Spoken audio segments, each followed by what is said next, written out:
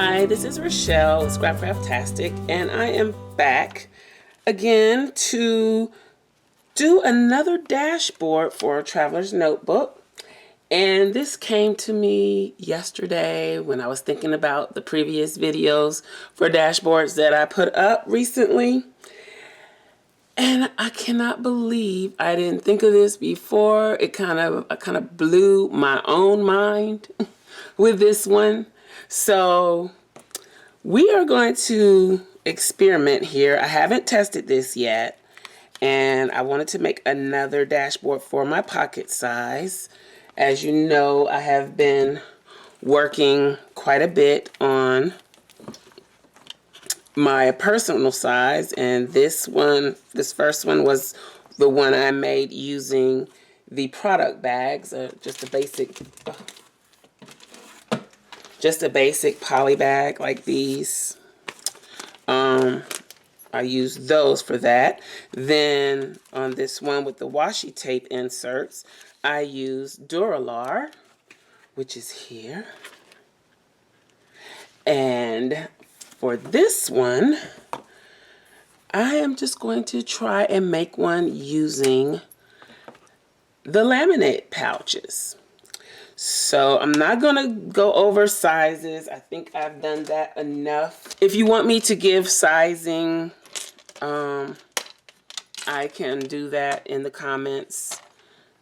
I'm not gonna focus on it exclusively here. I'm just gonna go ahead and make these. I have my laminator warming up.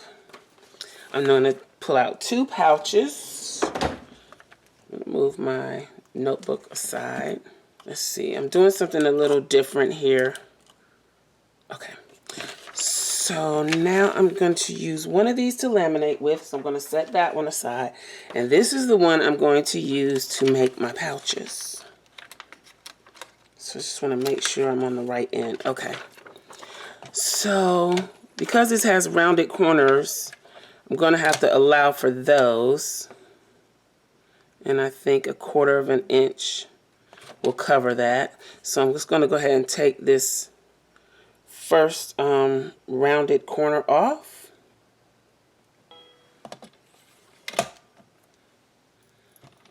So here. And now we have this straight edge to work with. So I am going to, I know my inserts need to be 5.5 high. And I think I made them a little shorter the last time, so I'm going to stick with that. So that's my height. Now I'm going to cut my width. Just make sure both pieces are straight. So that gives me 2 pieces. And I'm going to do that one more time. What did I measure?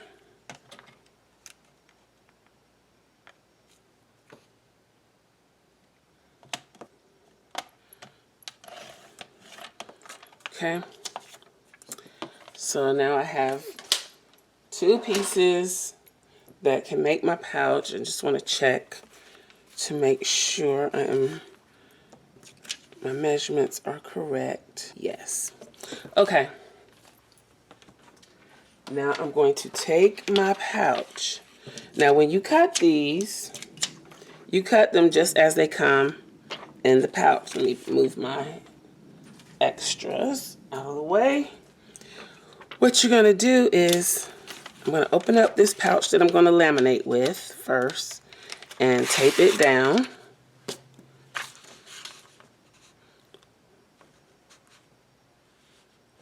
Just move it down a little bit so there's not so much glare.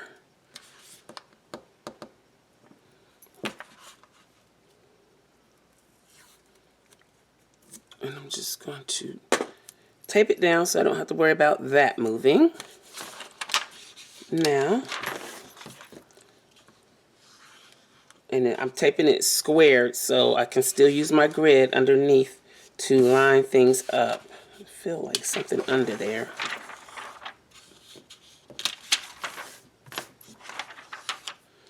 Okay. All right, so now I'm going to take my pouches that I just cut. I'm going to open it up, and I'm going to put the inside out. So I'm going to flip them over so that the slick sides are touching. That way, when I run them through the laminator, they won't seal. This will seal to the inside of the pouch that I'm putting it in. I cannot believe I did not think of that before, but hey. Sometimes these bright ideas come when they come. So basically do it the same way we've done with the others, and it's a little more difficult to keep these lined up because the two slippery sides are together. I'm going to line them up as best as I can.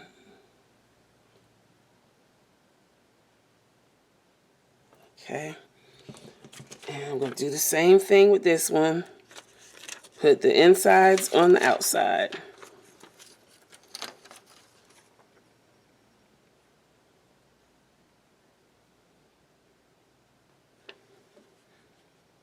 And line it up.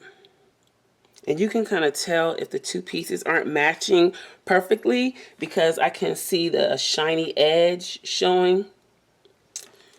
Because the inside of these are like a matte finish.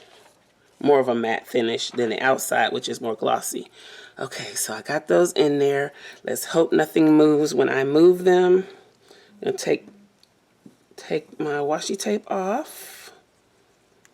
Put that aside. I'm going to slide this carefully out of the way and bring up my laminator. Now this is the part that is most difficult to me, is actually putting it in the laminator without disturbing the insides.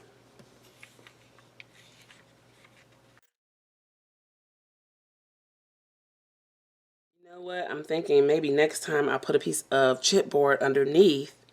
That way, and just let this hang off the edge a little.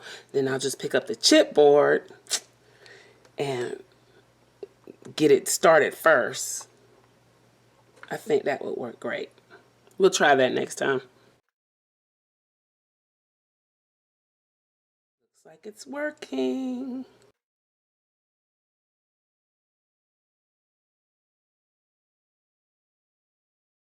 Okay. I'm gonna go ahead and work on that, getting that curve going while it's a little warm. Turn her off. And let's hope that this worked. It didn't curve that good. Get my ruler.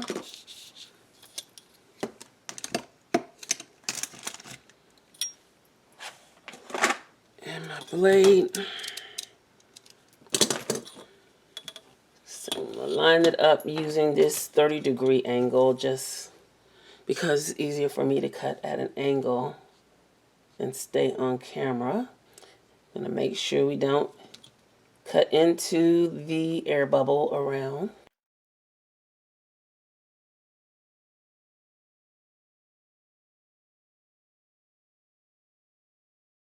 This is something that I learned when I was in school, is when you're cutting with a blade and a ruler, to always put the ruler on the good edge that you don't want to cut. So in case you slip with the blade, you're less likely to slip with the blade butted up against the ruler. So that way, if you do slip and have an accident while you're cutting, you cut the part that you were cutting off anyway and not your actual piece that you want to keep, if that makes any sense. So I try to remember that. It came to me the other day. It's been a long time, but it came to me the other day when I was cutting and I had the ruler on the side of the piece that I was cutting off, and I was like, wait a minute. If I mess up, I'm going to ruin my project. So now is the big test. We're going to cut into the air bubble. So we're just going to cut a little bit off. And this will make our pouch that opens up. And let's hope this works.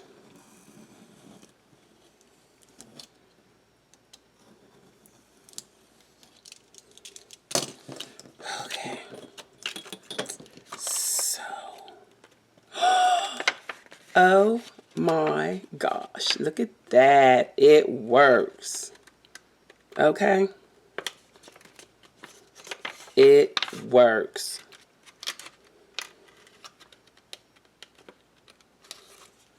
Okay, so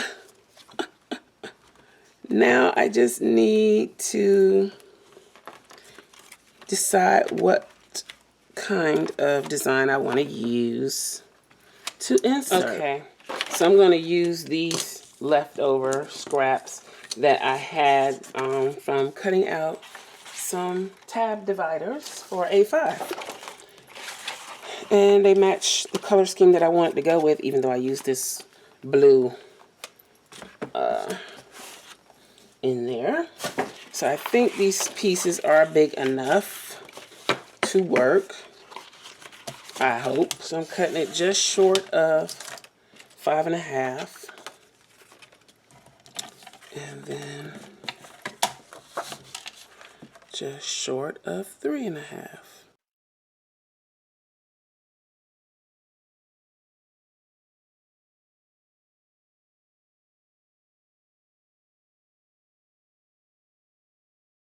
Going to be super tight. It fits, but I'm going to trim it down a little more because I don't want to have to fight with it to get it in there. So I'm just going to, see, I've already wrinkled that one. Going to trim them down a hair.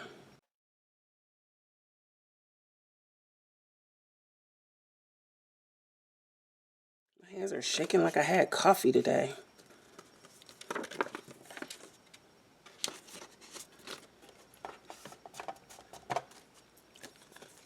Fits great. Okay. Now let's cut this one down.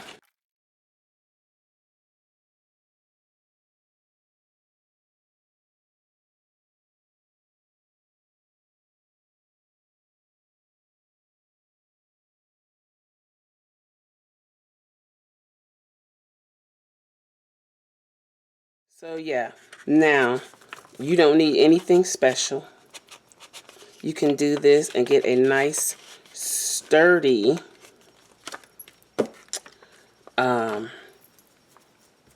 pocket with just laminate. You can use this same method to make shakers.